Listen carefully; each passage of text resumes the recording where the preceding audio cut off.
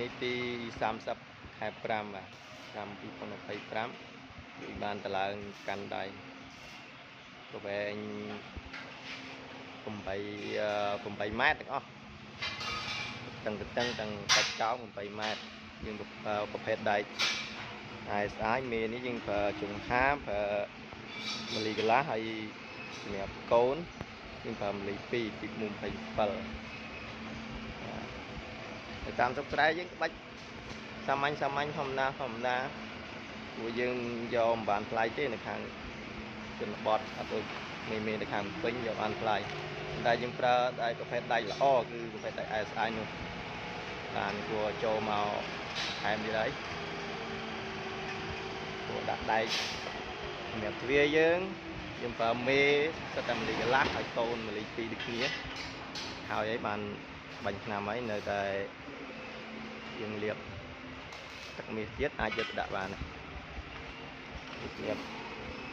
បូតកាន់ដៃទៀនបាយហើយនេះម៉ូតពីខាងមុខនៅតែលាបទឹកមាសទៀតអាចយកទៅដាក់ឲ្យពីបានហើយហើយយើងពួរដាក់ដែកធ្វើដបូលថែមទៀតមើលមេខ្ញុំនេះទឹកដៃគាត់បាញ់ថ្នាំស្អាតហើយដៃបាញ់ថ្នាំឥឡូវកំពុងតែធ្វើតនើដាក់អីវ៉ាន់បាទបងប្អូនណាតើការធ្វើវាលបងកាន់ដៃដបូលអាចតមកខាងដេប៉ូវុទ្ធថៃនៅខាងភូមិមីគៀនជ្រៃខាងខេត្តកំពង់ចាមបាន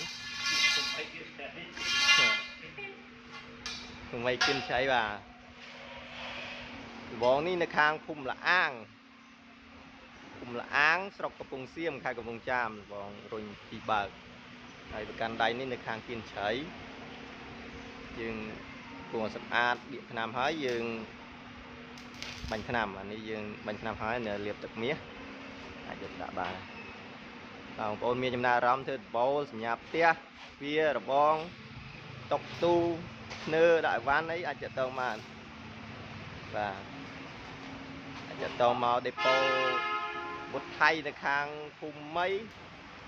ស្រុកកំពង់សៀមខេត្តកំពង់ចាមបានបាទតម្លៃសមរម្យ